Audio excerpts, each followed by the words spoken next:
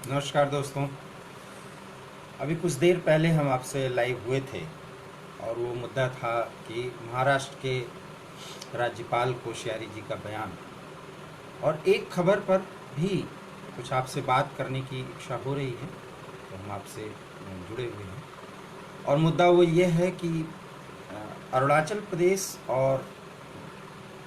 लद्दाख को लेकर के एक बार चीन ने फिर बड़ा बयान दे दिया है और कहते हैं कि आदत बदल जाती है लेकिन फितरत नहीं। जी हाँ, चीन एक ऐसा देश है और विस्तारवाद की आड़ में और जो एक लाल झंडे के नीचे जो पूंजीवाद जिस गलत तरीके से संपोषित किया है चीन ने, अब वो उसके सर चढ़ के बोल रहा है। और चूँकि सारे देश उसके सामने झुकते जा रहे हैं, भारत जो है न सिर्फ उसका कड़ा प्रतिरोध कर रहा है बल्कि एक बहुत ही सख्त अंदाज में भारत जवाब दे रहा है, और इससे चीन बुरी तरह से बौखला गया है। और उसका कारण ये है कि बॉर्डर पर जिस तरह से अब इंफ्रास्ट्रक्चर का, खास करके रोड और पुल को लेकर के, पुलों के निर्माण को लेकर के बीआरओ, भारत के बीआरओ की तरफ से जो तैयारी की जा रही है और जो पुल वगैरह बनाए जा रहे हैं, अभी चूँकि 3 दर्जन से अधिक, 44 के करीब संख्या है, 40 तो कंफर्म है, 44 की संख्या है, उन पुलों का निर्माण किया और जिसका उद्घाटन रक्षा मंत्री राजनाथ सिंह ने भी कर दिया है। तो एक तरह से लद्दाख से लेकर के अरुणाचल प्रदेश के सीमावर्ती क्षेत्रों तक जिस तरह से रोड और अन्य इंफ्रास्ट्रक्चर के निर्माण के बदौलत चीन जो है इस तरह से दादागिरी करने की स्थिति में आ गया, भारत उसका कड़ा प्रतिरोध करता हुआ दिख रहा है और चीन को ये प्रदर्शित कर रहा है कि भारत सख्त जवाब देगा अगर भारत के सीमांत क्षेत्र में, भारत की धरती पर, बॉर्डर पर अगर कोई चीन ने हमला।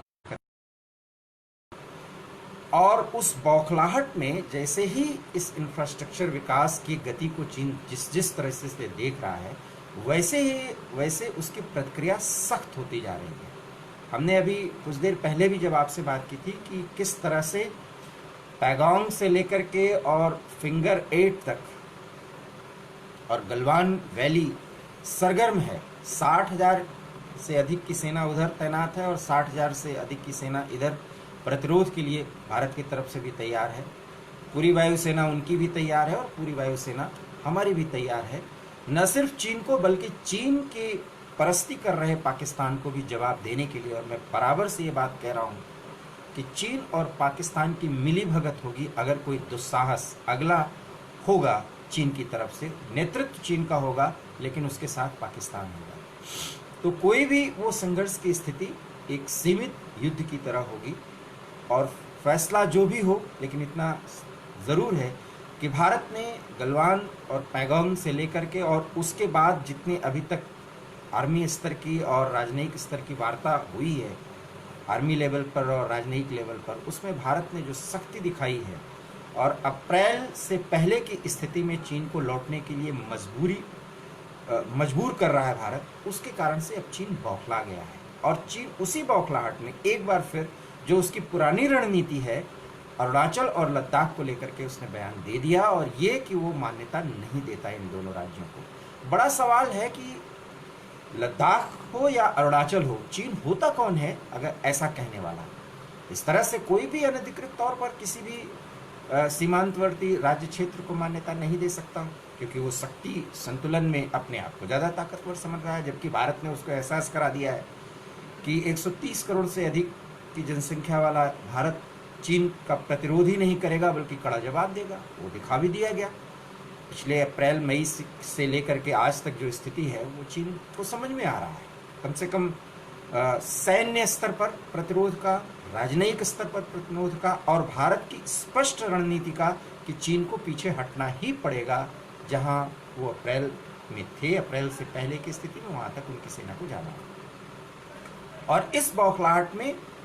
ये अरुणाचल और लद्दाख को लेकर के चीन का बयान आया है। लेकिन एक सवाल है कि आखिर में भारत सब कुछ दिखा रहा है,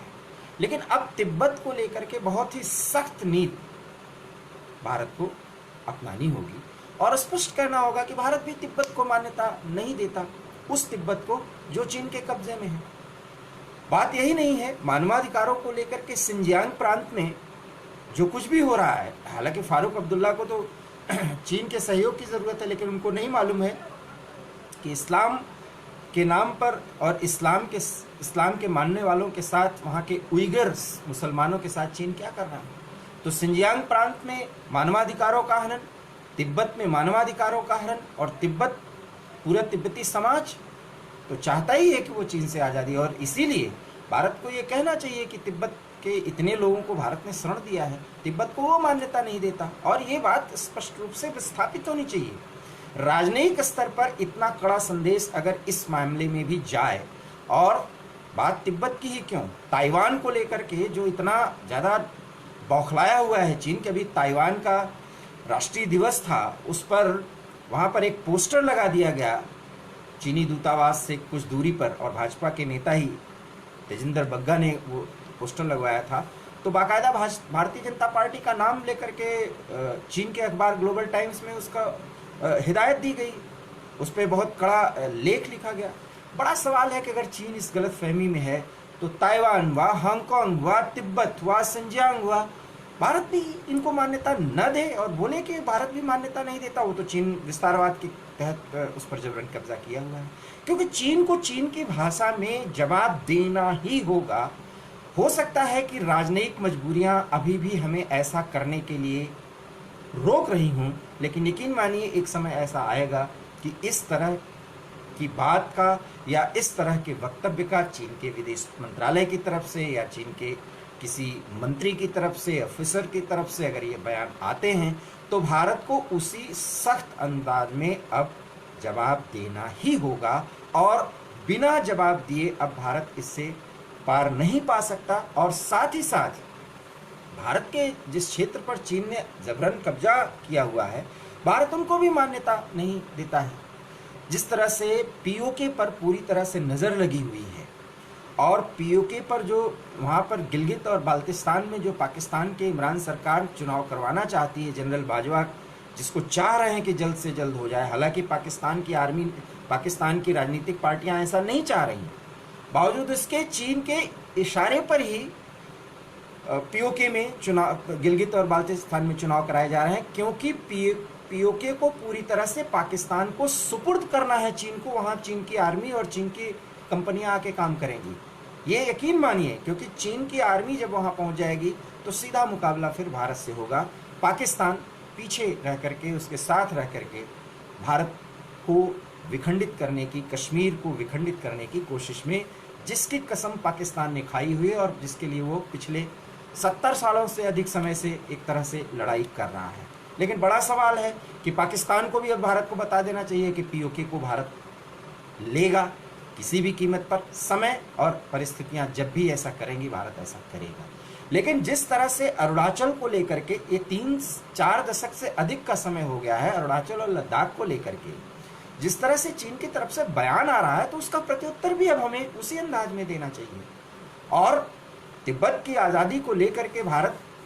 की जो प्रतिबद्धता है, क्योंकि तिब्बती समाज और तिब्बत के लोग और तिब्बत के विशेष चुने हुए लोग जो है हमारे स्पेशल फोर्स में काम करते हैं,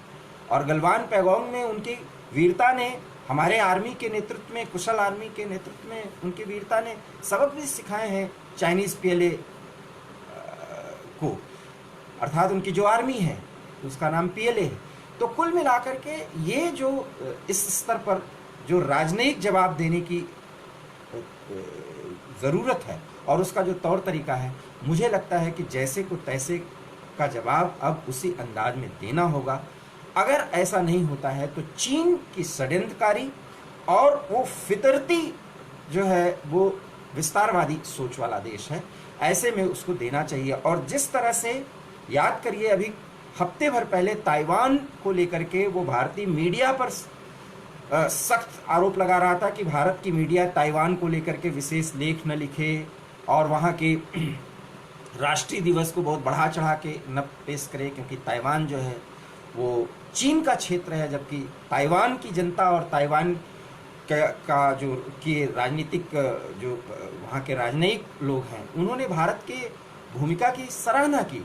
और भारतीय लोकतंत्र के प्रति आस्था व्यक्त की। तो ऐसे चीन के जितने भी माइनस पॉइंट हैं, जो उनकी कमज़ोर नस है, अब चीन अगर इस तरह की हिमाकत करता है अरुणाचल और लद्दाख को लेकर के, तो मुझे लगता है कि राजनयिक तकाजा है, समय की मांग है, और जिस तरह से अभी भी सरगर्म है चीन खास करके लद्दाख में, ऐसे में उसको इस स्तर पर अब जवाब देने का समय आ गया है। अन्यथा चीन समय समय पर इसी तरह की बात करता रहेगा। वो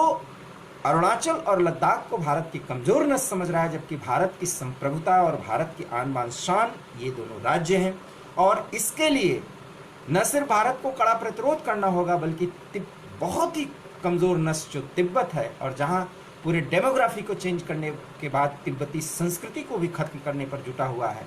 ताइवान को लेकर के, सिंजियांग प्रांत में जो मानवाधिकारों का हनन हो रहा है, उसको लेकर के भारत को बहुत सख्त अंदाज में हर उस मंच से उन बातों को कहना होगा जिससे चीन तिल मिलाए। क्योंकि यकीन मानिए, आने वाले समय में चीन से संबंध तब तक नॉर्मल नहीं होंगे जब तक एक सीमित युद्ध न हो जाए। वो होना शर्तिया है, और इसके पहले अगर ये स्थिति बातचीत के जरिए टलती रहती है, तो लद्दाख में जो स्थिति है, जो गतिरोध है, वो खत्म नहीं होगा, और कुछ कदम आगे वो बढ़ेंगे, कुछ कदम आगे हम बढ़ेंगे, और दोनों तरफ से ये तनाव बरकरार रहेगा। इस तनाव को खत्म करने के लिए चीन को चीन की ही भाषा में जवाब देना ही पड़ेगा, अन्यथा चीन और पाकिस्तान की जुगलबंदी कहीं भारत के लिए आने वाले कुछ महीनों में ज़्यादा मुश्किलें पैदा न कर दें। बहरहाल, जिस तरह से अरुणाचल और लद्दाख को लेकर के ये सवाल चीन ने किया है, उसका जवाब राजनयिक स्तर पर बहुत ही सख्त लहजे में, उसी भाषा में देने का समय आ गया है। अगर आपको हमारा ये विचार पसंद आया हो तो प्लीज़ हमारे इस वीडियो को लाइक करिए, शेयर करिए, और हमारे channel YouTube channel heart talk India को सब्सक्राइब करिए। बहुत बहुत धन्यवाद। नमस्कार।